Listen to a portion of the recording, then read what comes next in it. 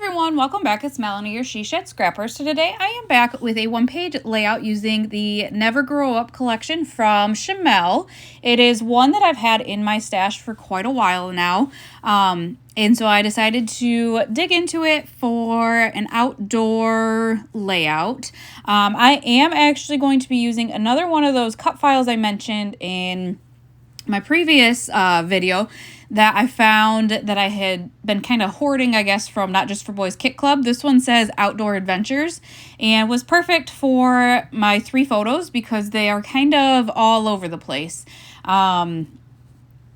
You've got like a pool and a go-kart and then a John Deere tractor. And so kind of just all over the place, but all outdoors. And so I figured that was a great kind of title for this layout. So I decided to use that kind of busy floral paper for a border, but then I have the project pad for this collection, and so I ended up using a solid color, that green, for my background because I didn't want to really do anything to the cut file. And so if I used a solid color, I figured it would pop more than if it was on a pattern paper.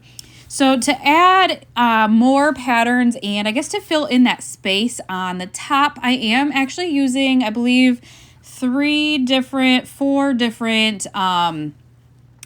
6x8 papers. I also have the 6x8 paper pad, and so I thought that was a great way to kind of utilize some of those papers. And so I am going to end up cutting them into strips and then dovetailing the ends to fill in that space at the top. I have the wood grain one going kind of all the way across, and again that just fills in the space nicely, and the other ones are shorter, so it didn't really matter.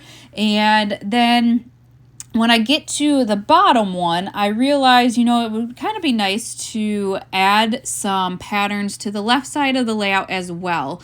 And so I am actually going to bring in that white with the leaves and the ladybugs over to the left side and make it look like that strip goes all the way across the page. With the title kind of hanging down, I guess, at the bottom, I just wanted to fill in that space there at the top, on top of that title as well, because I didn't really want to embellish too much and take away from the title.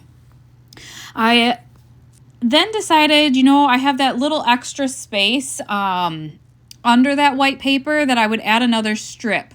And so I did actually cut into a 12-inch long paper, that kind of green plaid. I had already kind of set aside papers that I thought would work well together and kind of stick with that green theme. And so once I get this all laid down, I am going to add that 4th pattern there as well.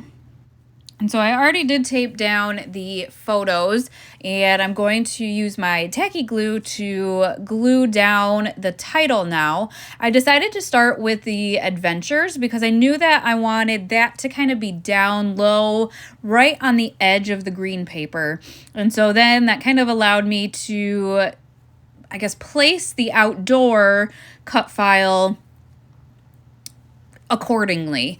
So now that that is all done, it's the embellishing. And I have mentioned it before. Sometimes, I'll sketch out my layouts, but not necessarily how to embellish my layouts. And so this is, I don't know, I did kind of maybe struggle a little bit with this one. I did find this Into the Wild sticker and thought that was really cute. And so I am going to pop that up on some foam tape and have that kind of the focal point of my embellishment cluster on the top.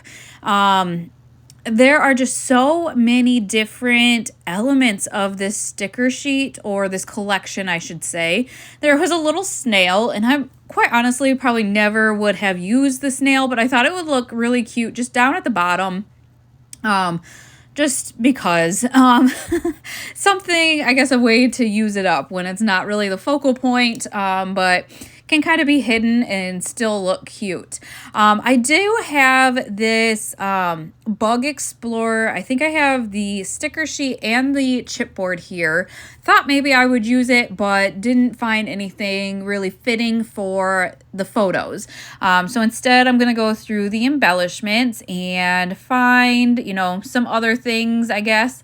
I did, I think, commit to that net with the butterflies. I thought that was kind of cute at the top. Brought that embellishment cluster up. And then I've mentioned it, but when I go through my ephemera anymore, I will tend to kind of place the ephemera pieces where I think might be fitting. And it's really just kind of sped up the process, I think. So you can see that, you know, I placed the butterfly up there and decided I liked the way that looks, and so I'm just gonna commit to it. And then here's another little snail, a little bit bigger but facing in from the other side, and so I figured that would be a cute way again to incorporate something I normally wouldn't, but a good layering piece for that got dirt. So now that I kind of have my clusters, I kind of just needed the finishing pieces. That cluster with the snail there and the got dirt needs another piece. I like to have at least 3 elements in my embellishment clusters, and I felt like there was something missing kind of at the snail's head in that open space there. I did go through and I found some stars that I had bought from Bella Boulevard, and I decided to kind of add some of these stars throughout the clusters there and use those kind of as finishing pieces. I did end up adding another phrase sticker, Discover, under that got dirt.